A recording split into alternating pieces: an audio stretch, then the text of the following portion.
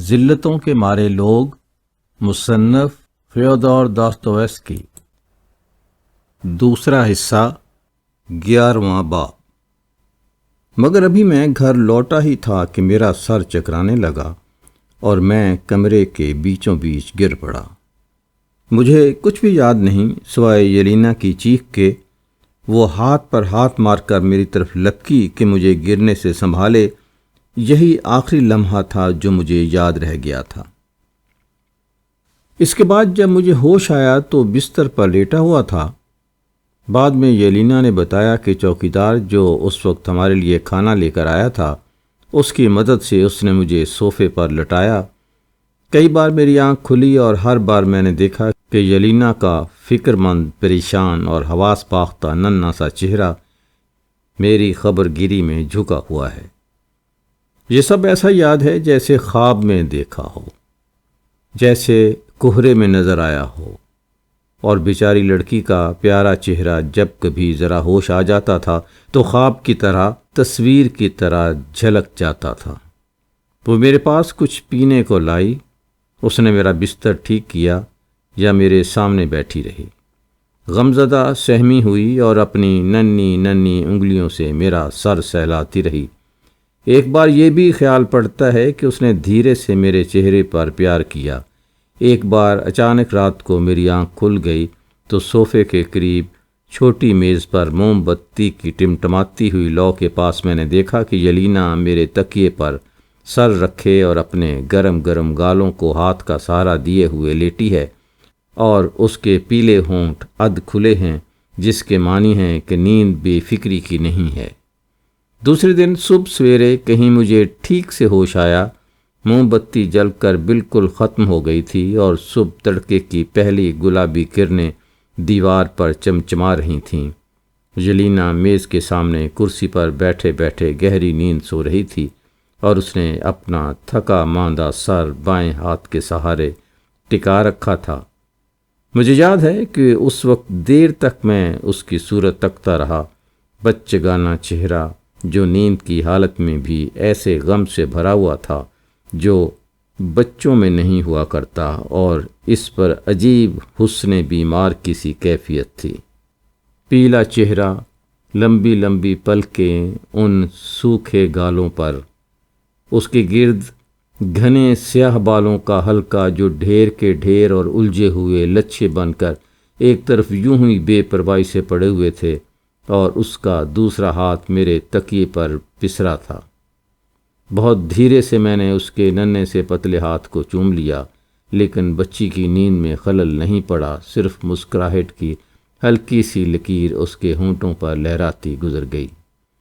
میں اس کی صورت دیر تک تکتا رہا اور تکتے تکتے خود میری آنکھ لگ گئی اور خوب گہری سکون بخش نیند آ گئی۔ اس بار ایسی آنکھ لگی کہ دوپہر تک سوتا رہا، اور جب اٹھا ہوں تو ایسا لگا کہ قریب قریب تندرست ہو گیا ہوں۔ صرف کمزوری اور اعضاء کا بھاری پن ہی ایسی علامتیں رہ گئی تھیں جن سے پتہ چلتا تھا کہ میں بیمار تھا۔ اس قسم کے اچانک اعصابی حملے مجھ پر پہلے بھی ہو چکے تھے، میں ان سے خوب واقف تھا۔ یہ دورہ کوئی 24 گھنٹے میں گزر جاتا تھا، مگر جب پڑتا تھا تو 24 گھنٹے میں ہی بہت سخت ہوتا تھا اور ہلا ڈالتا تھا۔ دوپہر کا وقت تھا۔ آنکھ کھلتے ہی پہلی نظر جس چیز پر پڑی وہ پردے تھے جو میں کل خرید کر لایا تھا۔ وہ کونے میں ایک طرف لٹکے ہوئے تھے۔ یلینا نے پردے لٹکا کر اپنے لیے ایک الگ کمرہ نکال لیا تھا۔ وہ چولہے کے آگے بیٹھی پانی کے جوش کھانے کا انتظار کر رہی تھی۔ یہ دیکھ کر کہ میں جاگ گیا ہوں، وہ خوشی سے مسکرائی اور اٹھ کر میرے پاس آئی۔ میری بچی، میں نے اس کا ہاتھ تھامے ہوئے کہا، تم رات بھر میری دیکھ بھال کرتی رہیں۔ مجھے نہیں معلوم تھا کہ تم اس قدر اچھی ہو۔ آپ کو کیسے معلوم ہوا کہ میں رات بھر دیکھ بھال کرتی رہی ہوں؟ ممکن ہے میں رات بھر سوتی رہی ہوں۔ اس نے مجھے دیکھا اور زندہ دلی اور شرمیلے پن سے چھیڑتے ہوئے پوچھا۔ پھر اپنے ہی لفظوں میں شرما کر وہ سرخ ہو گئی۔ کئی بار میری آنکھ کھلی اور میں نے تمہیں دیکھا، تم صرف صبح ہوتے سوئی ہو۔ چائے پئیں گے آپ؟ اس نے بات کاٹ کر کہا، گویا اس گفتگو کو جاری رکھنا اسے دشوار ہو رہا ہو۔ ان تمام شریف نیک دل اور راست باز لوگوں کے ساتھ یہی ہوتا ہے جن کی ان کے منہ پر تعریف کی جا رہی ہو۔ ہاں پیوں گا، میں نے جواب دیا، لیکن تم نے کل 6 پہر کا کھانا بھی کھا لیا تھا یا نہیں؟ تیسرے پہر کا تو نہیں، البتہ رات کا کھانا کھا لیا تھا۔ چوکیدار لے آیا تھا، مگر آپ بولیے نہیں، چپ چاپ لیٹے رہیے۔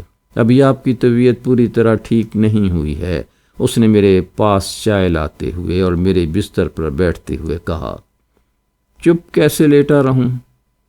لیٹوں گا شام ہونے تک، پھر باہر جانا ہے مجھ کو۔ جانا ہی ہوگا یلینا۔ کیا واقعی جانا ہوگا؟ اور کس کے پاس جانا ہے آپ کو؟ انہی کے پاس جو کل ہمارے گھر مہمان آئے تھے؟ نہیں، ان کے ہاں نہیں۔ تب تو اچھا ہے کہ ان کے ہاں نہیں جانا، کل وہی آپ کی طبیعت خراب کر گئے، تو کیا ان کی بیٹی کے ہاں جائیں گے؟ تمہیں کیسے خبر ہو گئی ان کی بیٹی کی؟ کل میں نے سب کچھ سن لیا، اس نے نظریں نیچی کر کے جواب دیا۔ وہ چہرہ پھلائے ہوئے تھی اور بھویں چڑھی ہوئی تھیں۔ برے آدمی ہیں وہ، بڑے میاں۔ تھوڑی دیر میں اس نے اضافہ کیا، تو کیا تم انہیں جانتی ہو؟ اس کے برعکس وہ بہت نیک دل شریف آدمی ہیں۔ نہیں، بد آدمی ہیں، میں سن چکی ہوں، اس نے زناٹے سے جواب دیا۔ کیا سن لیا تم نے بھلا؟ یہی کہ وہ اپنی بیٹی کو معاف کرنے پر تیار نہیں ہیں، لیکن وہ اسے بہت چاہتے ہیں۔ وہی لڑکی قصوروار ہے، اب وہ اس کی وجہ سے دکھ بھر رہے ہیں اور پریشان رہتے ہیں، تو پھر معاف کیوں نہیں کر دیتے اسے؟ اگر وہ اسے معاف کر دیں گے تو بھی بیٹی ان کے پاس واپس نہیں آئے گی۔ کیوں بھلا؟ ایسا کیوں؟ کیونکہ وہ اس قابل نہیں ہے کہ بیٹی ان سے محبت کر سکے، اس نے گرم ہو کر جواب دیا۔ بلا سے بیٹی ہمیشہ کے لیے انہیں چھوڑ دے، اچھا ہے کہ وہ بھیک مانگتی پھرے در در، اور وہ بیٹی کو بھیک مانگتے دیکھیں اور زیادہ دکھ بھریں۔ اس کی آنکھیں چمک اٹھیں اور گال تمتما گئے۔ میں نے سوچا یہ لفظ بے سبب اس کی زبان سے نہیں نکلے ہیں، کوئی نہ کوئی بات ضرور ہے۔ تو کیا آپ انہی بڑے میاں کے گھر مجھے بھیجنے والے تھے؟ اس نے ذرا تھم کر پوچھا۔ ہاں یلینا، نہیں، اس سے تو اچھا ہے کہ میں کہیں نوکرانی بن کر رہ لوں۔ اوفو، سب بے جا ہے جو تم کہہ رہی ہو یلینا، کیا فضول کی بات ہے، اور تمہیں نوکر کون رکھے گا؟ کوئی بھی گنوار رکھ لے گا، اس نے بے صبری سے جواب دیا، اور وہ زیادہ سے زیادہ ڈوبی ہوئی لگ رہی تھی۔ اسے بری طرح طیش آتا تھا۔ کسی گنوار کو تم جیسی نوکرانی کی ضرورت نہیں ہوتی ہے، میں نے ہنستے ہوئے کہا۔ اچھا تو کوئی شریف گھرانہ ہی صحیح، ایسا مزاج لے کر تم گویا کسی شریف گھرانے میں رہ بھی سکتی ہو۔ میں گزر کر لوں گی۔ جتنا وہ بگڑتی گئی اتنا ہی اس کے جواب بے تکے ہو گئے۔ تم خود ہی وہاں نہیں ٹھہرو گی؟ ہاں ضرور ٹھہر جاؤں گی۔ وہ ڈانٹیں ڈپٹیں گے، میں جان بوجھ کر چپ لگا جاؤں گی۔ وہ ماریں پیٹیں گے، میں بولوں گی ہی نہیں، بالکل زبان نہیں کھولوں گی۔ مارنے دو، چاہے کچھ بھی ہو جائے، میں روؤں گی ہی نہیں۔ وہ غصے سے جل جائیں گے کہ یہ تو روتی بھی نہیں۔ کیسی باتیں کرتی ہو یلینا، تم میں کتنا زہر بھرا ہے، کتنی اکڑ ہے۔ معلوم ہوتا ہے کہ تم نے زندگی میں بہت دکھ جھیلے ہیں۔ میں اٹھ کھڑا ہوا اور اپنی بڑی میز کی طرف بڑھا۔ یلینا صوفے پر ہی بیٹھی رہی اور سوچ میں ڈوبی ہوئی فرش کو دیکھتی رہی اور صوفے کا کنارہ انگلیوں سے مروڑتی رہی۔ اس نے زبان سے کچھ نہیں کہا۔ مجھے خیال آیا کہ کہیں یہ میری بات سے رنجیدہ تو نہیں ہو گئی۔ میز کے پاس کھڑے کھڑے میں نے یوں ہی بے خیالی میں وہ کتابیں کھولی جو کل تالیف کی غرض سے لے کر آیا تھا، اور رفتہ رفتہ مطالعے میں محو ہوتا گیا۔ اکثر میرے ساتھ یہ ہوتا ہے کہ میں یوں ہی کوئی کتاب ذرا کھول لیتا ہوں نظر ڈالنے کے لیے، اور پھر پڑھنے میں ایسا گم ہوتا ہوں کہ دین دنیا کی کچھ خبر نہیں رہتی۔ آپ ہمیشہ کیا لکھتے رہتے ہیں؟ یلینا نے خاموشی سے میرے پاس میز تک آتے ہوئے دبی مسکراہٹ کے ساتھ سوال کیا۔ سبھی طرح کی چیزیں یلینا، اس کام کا مجھے روپیہ ملتا ہے۔ درخواستیں، اپیلیں؟ نہیں، وہ نہیں۔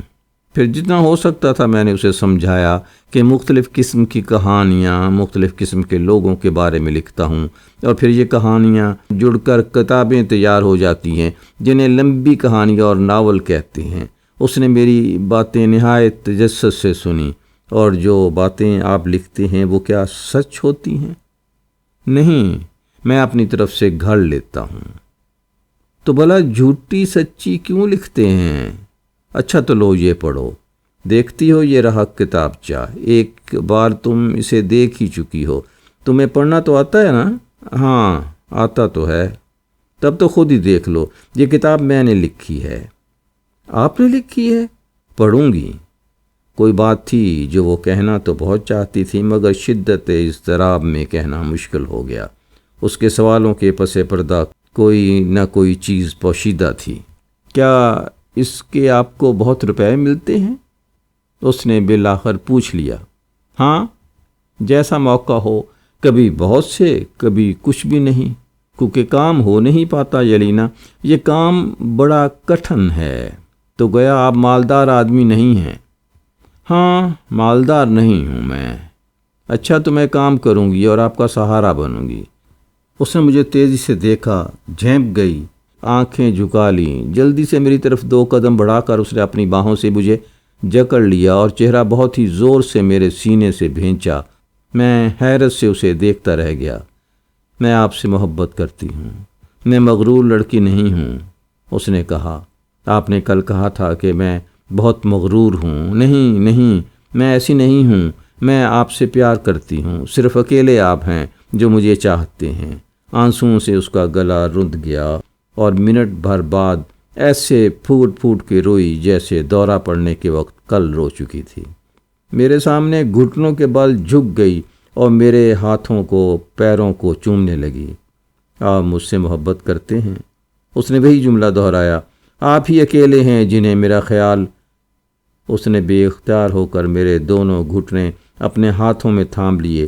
وہ تمام جذبات جو اتنے دن سے گھونٹے ہوئے تھی ایک دم بے قابو ہو کر پھٹ پڑے، اور تب میں سمجھا کہ اس دل کا عجیب و غریب اکھڑ پن کیا ہوتا ہے جو معصومیت سے وقتی طور پر خود کو پردے میں رکھتا ہے اور ایسے وقت سخت ضبط و برداشت سے کام لیتا ہے جبکہ اظہار و بیان کی ضرورت شدید سے شدید تر ہوتی جا رہی ہو۔ پھر یہاں تک نوبت آ جاتی ہے کہ یہ بند ٹوٹ جائے اور دل اچانک پوری سپردگی کے ساتھ خود کو فراموش کر کے محبت کے دھارے میں، احسان مندی، جذبات اور آنسوؤں کے دھارے میں بہہ جائے۔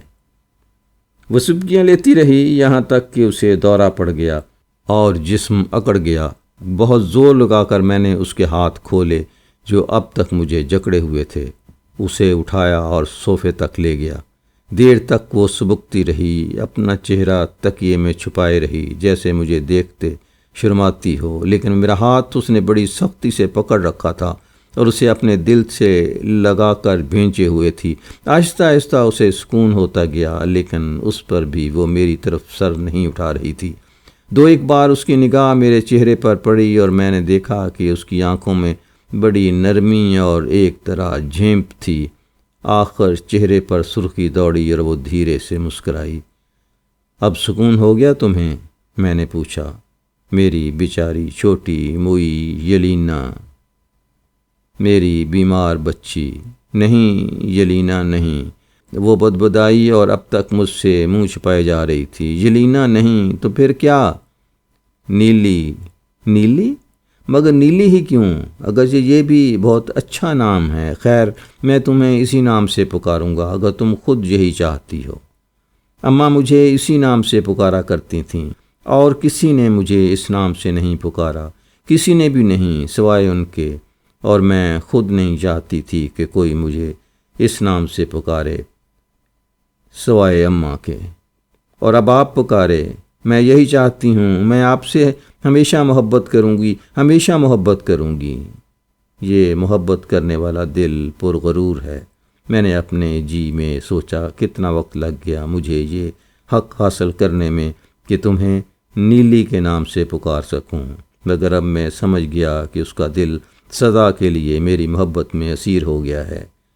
نیلی، سنو، جیسے ہی اسے پوری طرح سکون ہو گیا میں نے فوراً سوال کیا، تم نے ابھی کہا تھا کہ صرف ماں نے تم سے محبت کی اور کسی نے نہیں، تو کیا تمہارے نانا سچ مچ تمہیں نہیں چاہتے تھے؟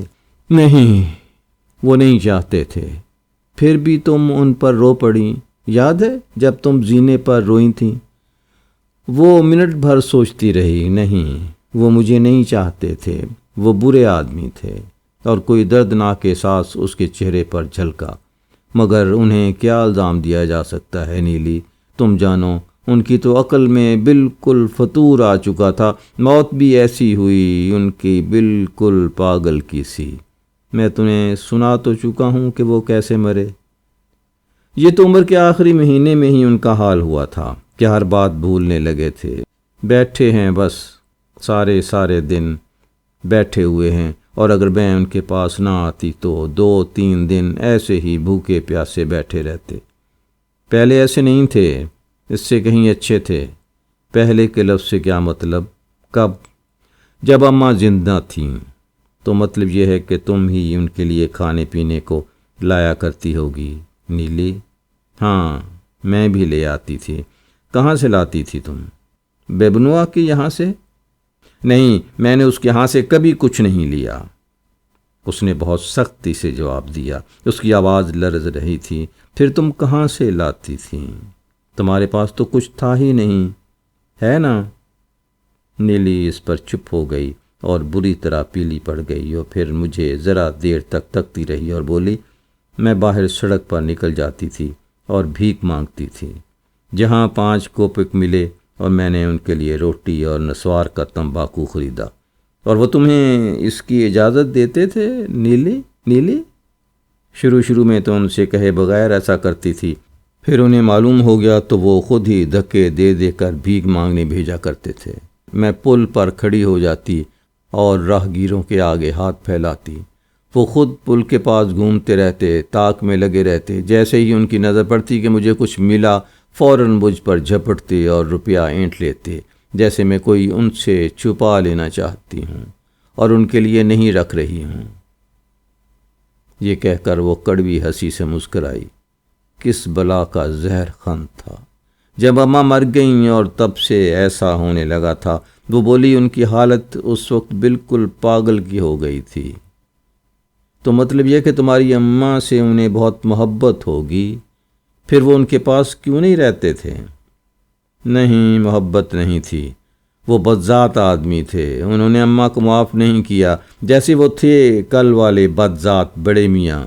اس نے بہت دھیمے سے کہا، جیسے کان میں کہہ رہی ہو، اور زرد سے زرد ہوتی چلی گئی۔ میں چونک پڑا۔ پورے ایک ناول کا پلاٹ میری نظر کے سامنے پھر گیا۔ ایک غریب عورت جو کفن ساز کی کوٹری میں ایڑیاں رگڑ کر مر گئی، اس کی یتیم یسیر بچی جو اپنے بوڑھے نانا کے پاس کبھی کبھی آتی رہی، جس بوڑھے نے اس کی ماں کو آگ کر دیا تھا، بے حواس عجیب قسم کا بوڑھا جو ایک مٹھائی والے کی دکان میں مر گیا اپنے کتے کی موت کے بعد۔ پہلے یہ کتا حضور کا اماں کا تھا۔ نیلی نے ایک دم کسی بات کو یاد کرتے ہوئے مسکرا کر کہا، نانا ابا پہلے تو اماں کو بہت چاہتے تھے، مگر جب وہ انہیں چھوڑ کر چلی گئیں تو کتا وہیں رہ گیا، اسی لیے نانا ابا کو کتے سے محبت ہو گئی۔ اماں کو تو انہوں نے معاف نہیں کیا، لیکن جیسے ہی حضور کا مرا وہ بھی اسی کے ساتھ مر گئے۔ نیلی نے کرفت لہجے میں کہا، اور اس کے چہرے پر آئی ہوئی مسکراہٹ گم ہو گئی۔ نیلی، یہ تو بتاؤ وہ پہلے کیا تھے؟ میں نے ذرا دیر ٹھہر کر پوچھا۔ وہ کھاتے پیتے آدمی تھے، مجھے نہیں معلوم کیا تھے، اس نے جواب دیا۔ کوئی بڑا کارخانہ تھا ان کا، یہ اماں نے مجھے بتایا تھا۔ شروع میں تو اماں سمجھتی تھیں کہ میں بہت چھوٹی ہوں اور مجھ سے سب کچھ نہیں کہتی تھیں، مجھے چمکارتی اور پیار کر کے کہتی، تجھے سب معلوم ہو جائے گا، وقت آئے گا میری ننھی سی دکھیا غریب بچی، تجھے ایک ایک بات کی خبر ہو جائے گی۔ وہ مجھے ہمیشہ دکھیا غریب بچی کہا کرتی تھی، اور کبھی کبھی رات کو جب وہ مجھے سمجھتی تھیں کہ میں سو رہی ہوں، اگرچہ میں بن کے لیٹ جاتی تھی، تو وہ مجھ پر آنسو بہایا کرتی تھیں اور کہا کرتی تھیں، میری غریب دکھیا بچی، تمہاری ماں کاہے سے مر گئیں؟ دل کی بیماری سے۔ تمہیں وہ زمانہ یاد ہے جب تمہارے نانا امیر آدمی تھے، مگر میں تو اس وقت تک پیدا ہی نہیں ہوئی تھی۔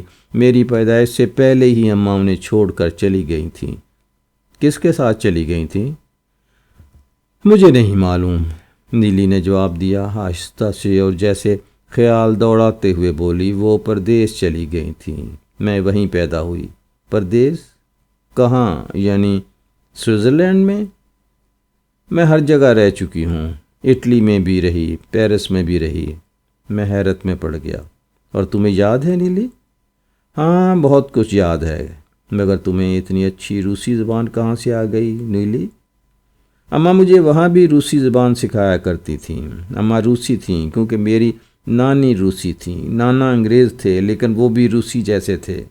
اور جب 1.5 سال پہلے میں یہاں اپنی اماں کے ساتھ لوٹ کر آئی ہوں، میں نے اچھی طرح روسی سیکھ لی۔ اماں اس زمانے میں بیمار تھیں، ہم لوگ غریب سے غریب ہوتے چلے گئے۔ اماں ہر وقت روتی رہتی تھیں۔ پہلے تو وہ بہت دنوں تک یہاں پیٹرسبرگ میں نانا ابا کو تلاش کرتی رہیں، ہمیشہ کہتی تھی کہ میں ان کی قصوروار ہوں، اور رویا کرتی تھیں۔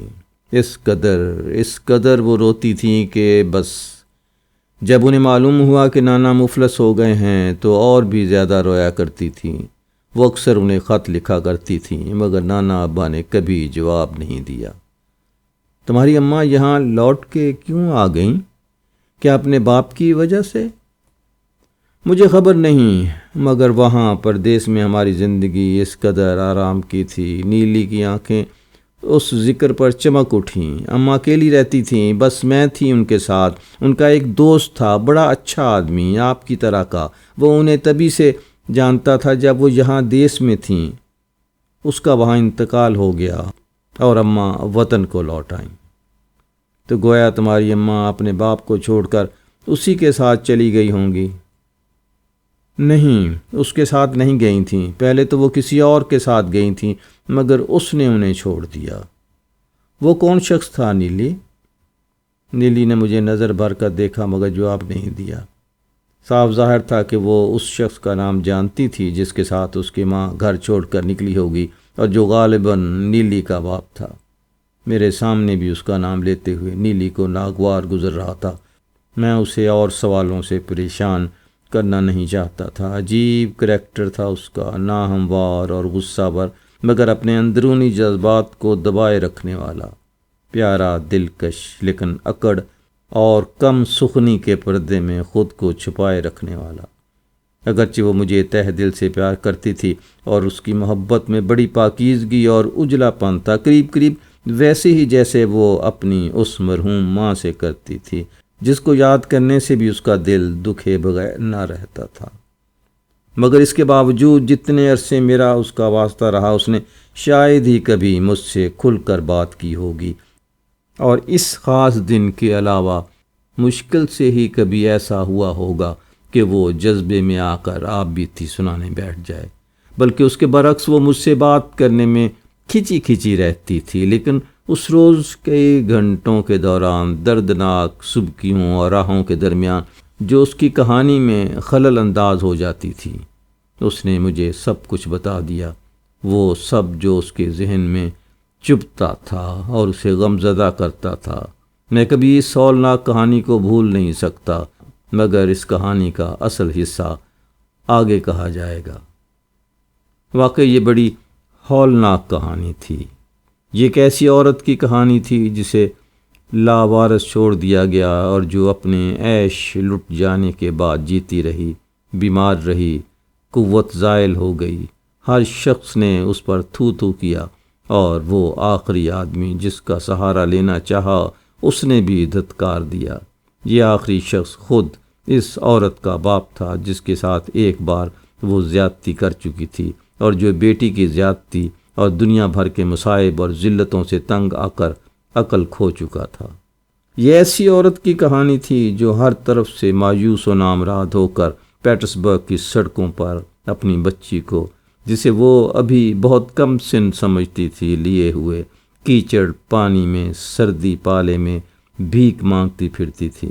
ایسی عورت کی کہانی تھی جو مہینوں ایک سیلے ہوئے تہہ خانے میں پڑی مرتی رہی، جبکہ اس کا باپ جس نے مرتے دم تک اسے معاف کرنے سے انکار کیا بالکل آخری وقت ترس کھاتا ہوا آیا کہ بیٹی کو معاف کر دے، لیکن وہاں اس عورت کی جگہ جسے وہ دنیا میں سب سے عزیز سمجھتا تھا ایک ٹھنڈی لاش پڑی تھی۔ یہ ایک عجیب کہانی تھی، بہت پر اسرار بلکہ بمشکل سمجھ میں آنے والی ان تعلقات کی جو ایک بوڑھے عقل سے معذور آدمی کے اپنے اس کم عمر نواسی سے تھے جو نانا کو سمجھتی تھی اور اپنی کم سنی کے باوجود ایسی بہت سی باتیں سمجھتی تھی جو کچھ لوگ جنہیں آسائش اور بے فکری کی زندگی میسر ہے عمریں گزر جانے کے باوجود نہیں سمجھ پاتے ہیں۔ یہ بڑی گمبھیر کہانی تھی، ان گمبھیر اور دردناک کہانیوں میں سے ایک جو اکثر پیٹرسبرگ کے بوجھل آسمان کے نیچے اندیکھی انجانی بلکہ پراسرار طریقے سے اس وسیع شہر کے تاریک کونوں کھدروں میں ہوتی رہتی ہیں۔ زندگی کے دم گھونٹنے والے گتھم گتھا ماحول میں مردار خود پرستی کے بیچوں بیچ ایک دوسرے سے متصادم خود غرضیوں کے اور بیہودہ سازشوں اور پوشیدہ جرائم کے درمیان اور ایک بے حس اور بگڑی ہوئی زندگی کی رستی ہوئی جہنم کے ہجوم میں۔ مگر یہ کہانی آگے کہی جائے۔